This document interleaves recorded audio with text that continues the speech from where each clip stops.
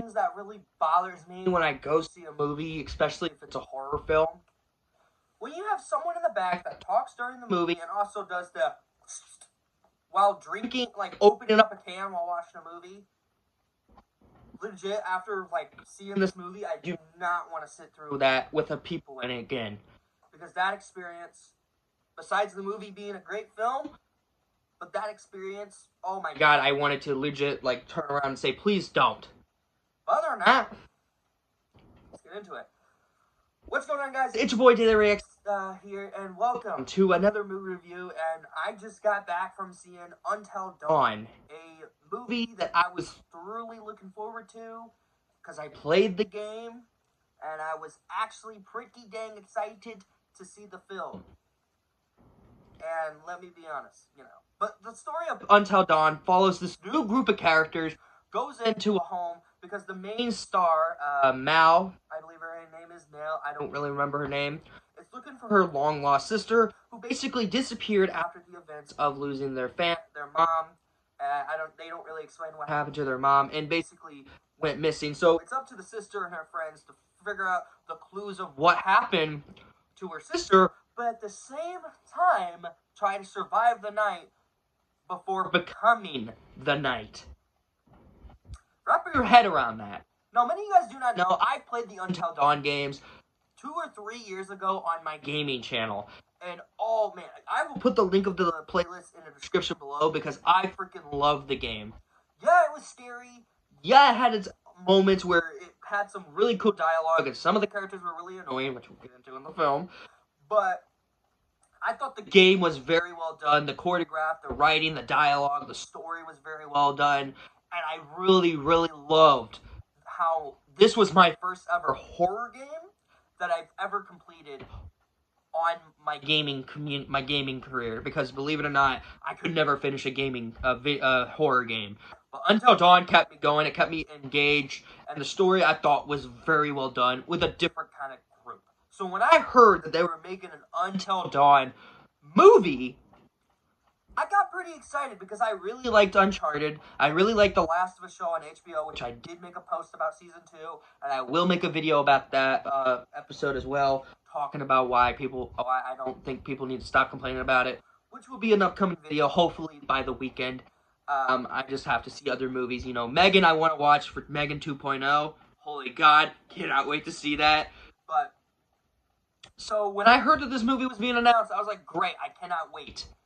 Then I knew who the director was, and believe it or not, this guy actually directed a couple horror films before Until Dawn, so I was like, okay, but he directed the first Shazam, which was a really great film, and then he directed Shazam! Fury of the Gods, and those of you guys don't know, I was actually really looking forward to the movie, and then I reacted to the trailer before my channel got terminated, and I was not excited, because I knew there was red flags during it.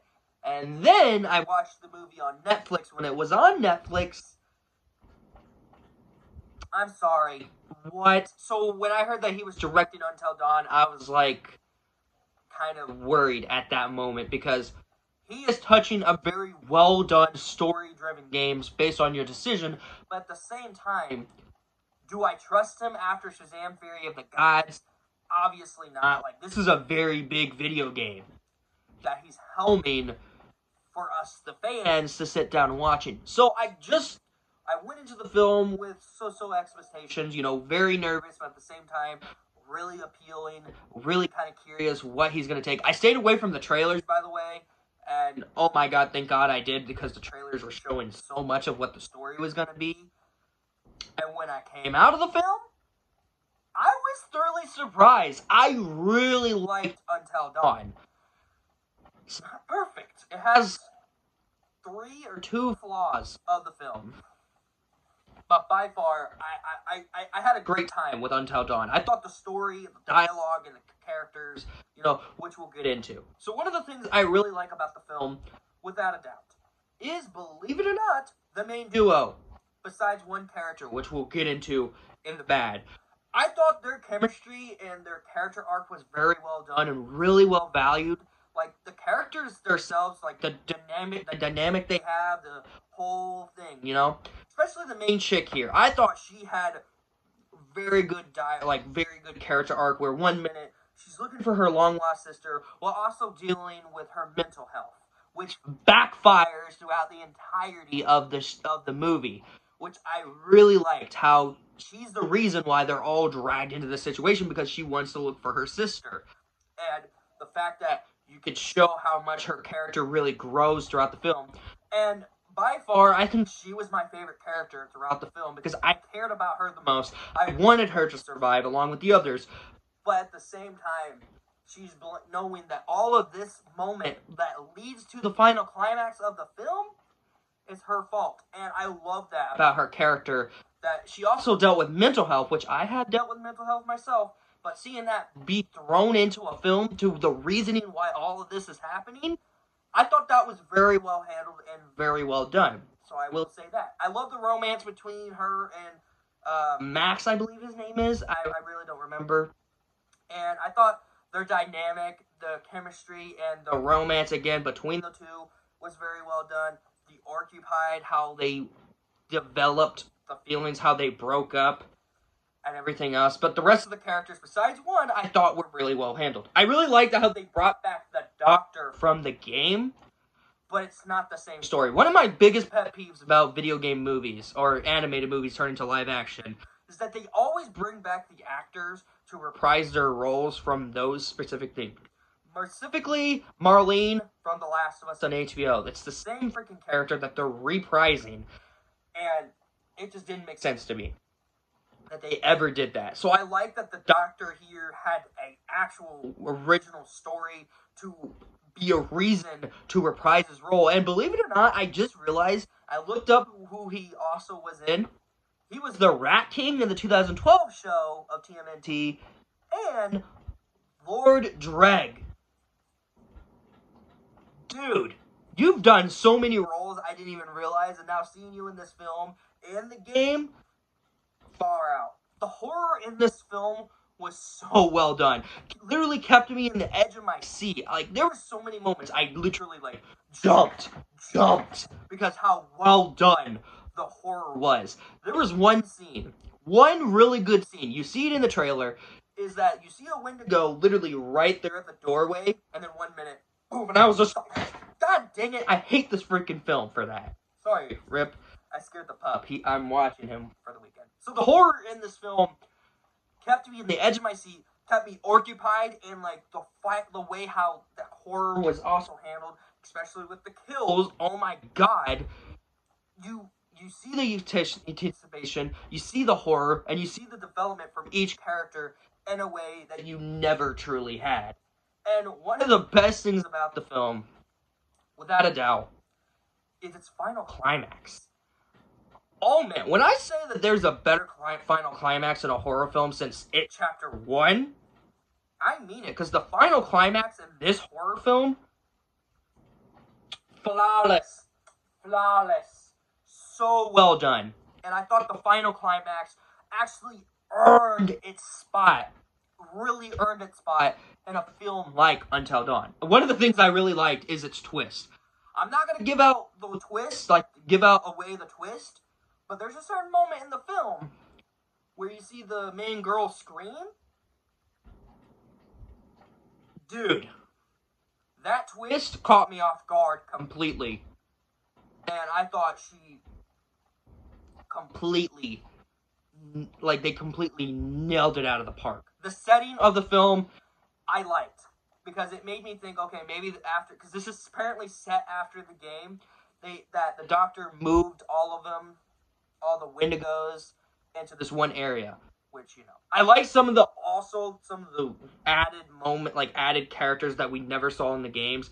You still get the serial killer, you still get the psycho, that was Josh, by the way, from the video game. Spoiler alert, which we'll get into the one thing that kind of got me excited.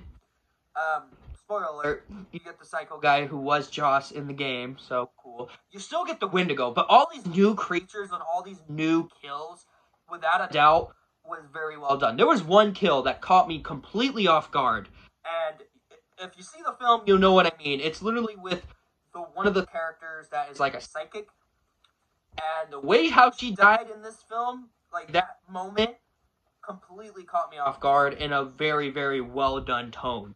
So I kind of like the way how there are certain moments that will keep you on the edge of your seat, but at the same time, you will not catch it completely. And one of the last things I could say that I really like about Until Dawn is that how much they don't really reference much of the game, which I really liked, but when they reference one thing of the game, I instantly like, oh my god. Other than that, really well done. I also really like the story and how they developed how the Wendigos were made as well. They changed that up from the game that they never really explained in the game, so I like that. But unfortunately, I do have some problems with Until Dawn. One of the biggest problems I have with the film is this one character. This motherfricker right here. What an annoying character. Oh, and the decisions, the stuff that he says, man. It's not the actor's fault, it's the writing. And that's another thing we'll get into. But his character throughout the film just annoyed the living frick out of me. And the decisions that he said, the dialogue that he was given, I was like, I literally wanted to go through the screen and beat the fricker to death myself. He was, without a doubt, one of the most atrocious, annoying characters I have ever seen in any film in general. And I thought the chicks were going to be worse than this. You know, because, like, in the original game, I really didn't like Emily from the Until Dawn game. This character, on the other hand, he completely surpasses Emily from the game. Because this character has done nothing but annoyed me throughout the entirety of this freaking film. It was so, he's so aggravating. He was so stupid. His dialogue, the decisions that he's making. I was like, yeah, this freaker deserved to die. And when he actually dies in the film, I was like, thank you. The problem with the film, there was one problem. There's one thing. One of the problems I have with the film, without a doubt, is basically one of the story of the sister. I wished I would have saw more of the sister and her talking. They gave us like one dialogue, like one scene of the dialogue before she left and disappeared, if you know what I mean, if you've seen the film. But the moment you see this character, and I wanted more. They don't really explain her. Like, why, they explain why she left, but I wanted more dialogue when she felt like it's time to go. I needed that. Why didn't we get that in the film? I do not know. And another problem with the film, and I feel like this was just a mishap, they didn't use the Until Dawn music, some of the music from the game. I thought, just like Uncharted, they used a little bit of Nathan Drake's theme in Uncharted, and in The Last of Us, they used The Last of Us songs, but at the same time, they changed it up a bit on the HBO show. This film did not add any of the Until Dawn music. Like, any. I thought they were going to use that one song that was actually my favorite throughout the game, where it's like the credit thing when they pulled up in the game and introducing everyone, and then at the end, when you see all the characters talking about what happened, if you had some of them alive, some of them dead, and they play this music that was very catchy and very well done, that it makes it feel like the horror. They did not do that in this film. They did not use any of the Until Dawn music, and I'm like, okay, one of the things you guys should have done was use the music, some of the music at least, in the movie. But they never used it, and I was like, do you guys not have the rights? Like, you're freaking Sony. You can use some of your music. Oh well. Other than that, Until Dawn was a great experience. I had a great time with the film. The story, the characters, some of the characters, the horror, all of that. And Until Dawn wasn't a masterpiece. I will not lie, it wasn't a masterpiece. But it was a non-forgettable experience. And this film was such a well-done joyride. This is why I'm giving Until Dawn a very light 10 out of 10. this was just a well-done film. It was just like all the other films I've seen that were actually very surprising. You know, Dogman, Henry Danger the movie, which I expected it to be good anyways. You know, and of course, Wallace and Gromit.